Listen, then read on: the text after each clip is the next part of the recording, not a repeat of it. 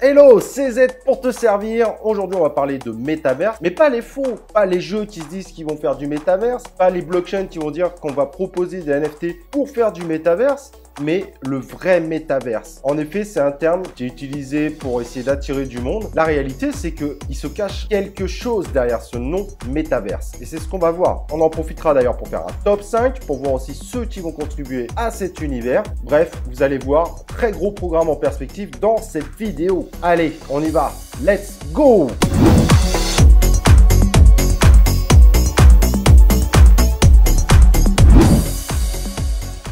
Alors comme je disais, aujourd'hui, on va regarder réellement cette notion de métaverse, ce qu'elle implique, ce qui se cache derrière et évidemment, on va voir les projets autour de ça. Ça, c'est très important. Et d'ailleurs, j'espère que tu n'as pas oublié au passage de t'abonner et d'activer les cloches de notification pour nous suivre et ce qui va nous permettre d'atteindre les fameux 20K d'abonnés. Vous avez vu, on n'est pas loin. Bref, on passe au métaverse. Le métaverse, pour faire simple, c'est une vie parallèle par rapport à celle qu'on est. Une vie un peu de rêve où on passerait une partie de notre vie à vivre dedans. Donc en gros, on aurait notre vie réelle et notre vie métaverse. Et donc, un jeu qui dit qu'on va avoir des quêtes et puis qu'on va réussir à aller à la fin du jeu en faisant des combats, c'est pas ça un métaverse. Un métaverse, c'est quelque chose qui se substitue à la vie réelle. C'est quelque chose qui nous amène dans une deuxième vie, généralement plus rêveuse, qui suit nos envies et qui devient une sorte de seconde vie parallèle. Je vais pas aller jusqu'à la schizophrénie, mais c'est presque ça à la limite. Et là, quand on commence à voir tous ceux qui utilisent le mot métaverse, il y a une grosse erreur. C'est pas parce que tu fais de la 3D que tu fais du métaverse. Dans ce cas-là, on a du métaverse depuis les années 90. Le métaverse, c'est quelque chose qui nous permet de nous substituer à la réalité,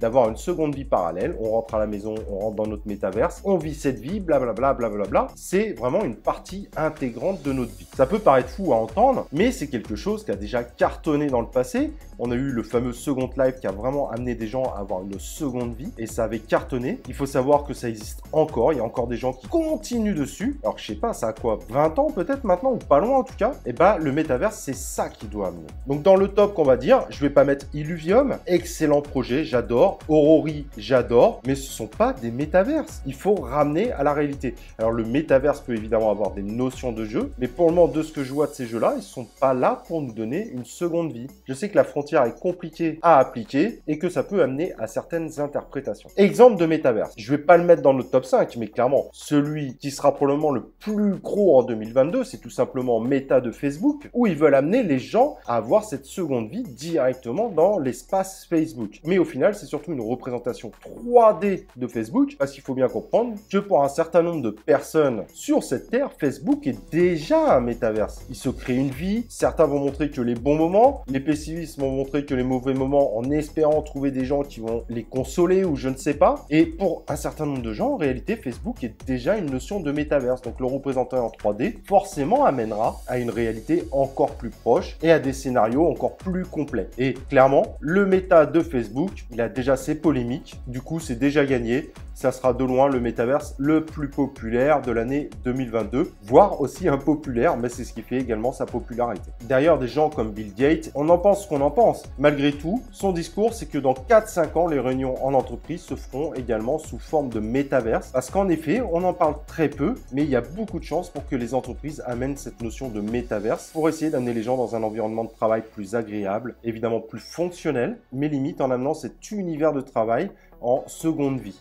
Évidemment, par rapport à ça, il y en a qui vous diront c'est extrêmement dangereux de faire ça et d'autres vous diront c'est l'évolution et il faut accepter l'évolution. Ça après, je vous laisse vous faire votre propre avis. En revanche, il faut faire attention, métaverse et VR, ce ne sont pas la même chose. La réalité virtuelle n'est pas nécessairement du métaverse et le métaverse n'est pas nécessairement de la réalité virtuelle. Le fait de mettre un casque virtuel, donc casque VR, ne vous amène pas nécessairement dans un monde métaverse. Il y a plein de jeux qui utilisent déjà le casque VR et qui sont en rien des métaverses, qui sont tout simplement des jeux. Exemple, les derniers Resident Evil. Et cette évolution ou révolution attendue depuis pas mal d'années maintenant par un certain nombre de grands acteurs dans le monde amène évidemment à des initiatives plus ou moins intéressantes. Coinbase qui veut vous proposer une identité métaverse, évidemment multi-métaverse, et d'autres blockchains qui jouent un peu sur le play to earn en disant qu'ils vont aider à la réalisation de métaverse, mais attention, c'est une fausse utilisation du terme, c'est surtout pour aider un certain certain nombre de projets à devenir des crypto gaming. Mais Coinbase, eux, sont clairs, c'est une identité personnelle qui pourrait être utilisée d'ailleurs en crypto gaming, mais qui a priorité de protéger votre identité sous l'univers du métaverse. Donc attention, Coinbase sur le coup avait été vachement amorphe pendant pas mal d'années, mais ça c'est un projet qui pourrait vraiment apporter au monde de la blockchain, voire au monde du métaverse. Et d'ailleurs c'est très intéressant parce que vous pourriez très bien utiliser ce type d'outil sans même savoir que vous êtes dans la blockchain, car en effet métaverse ne veut pas dire du tout blockchain. On pourra et on aura des métaverses qui n'utiliseront sûrement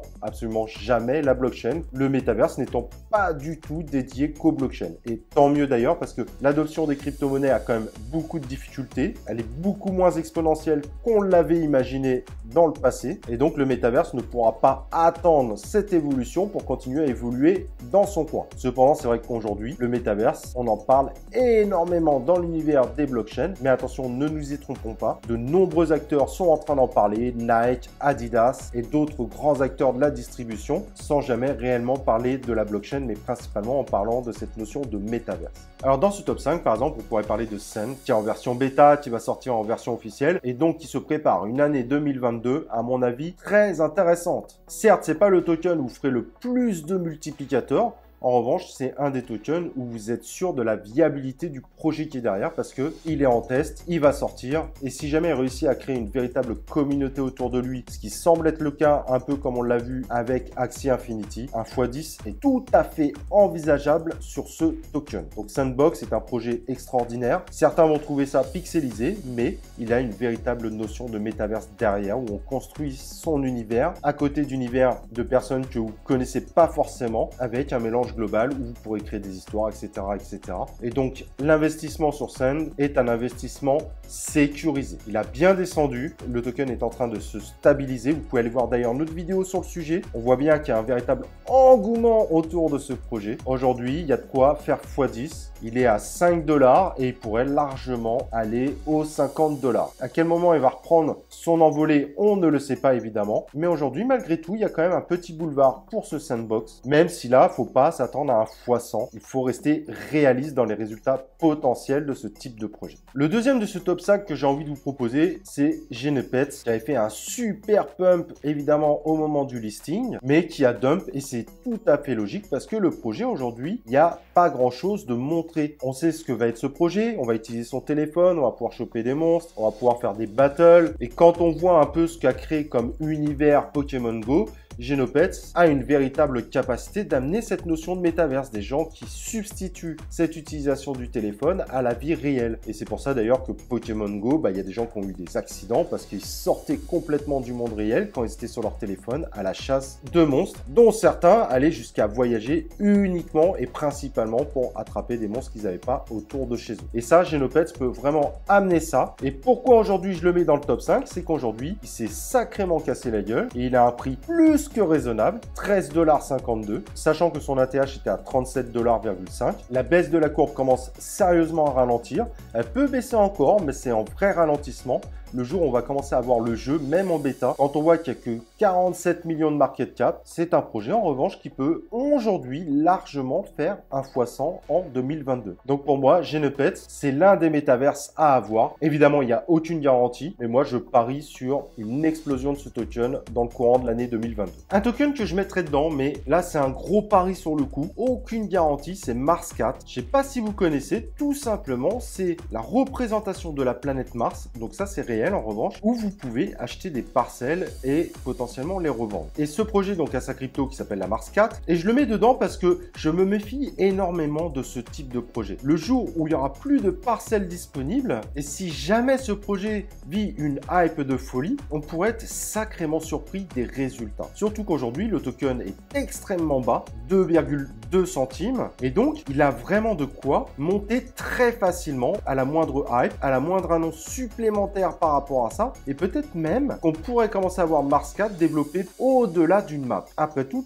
est possible et sachant que son market cap est de 18 millions, c'est exactement le type de token qui pourrait également faire un x100 s'il y a une hype de folie, si les gens commencent à se battre pour avoir une partie de Mars, voire avoir des gens qui voudraient avoir des plus grosses parcelles et donc commencer à acheter des parcelles massivement pour devenir les plus gros propriétaires de Mars. Je sais que ça peut paraître complètement fou, mais on a déjà vu dans le passé des projets où les gens avaient acheté des actes de propriété de Mars. Là, c'est dans la blockchain et il sera très difficile pour un autre projet de venir se substituer au projet initial. Donc c'est un gros pari sur le coup, je suis pas du tout garanti des résultats, mais je me méfie énormément de ce projet où il pourrait y avoir une hype phénoménale qui fasse exploser ce token. 1 x 100 en 2022 est envisageable, mais évidemment, il peut aussi jamais exploser. Mais c'est un peu sur les paris parfois qu'on peut se dire, allez, là je le sens et là je vais faire un gros. Donc je vous laisse voir évidemment avec ça, mais je pense qu'il y a un petit truc à faire dessus. Un autre projet sur lequel je me méfie énormément, c'est OVR, qui va essayer de se substituer à votre vie,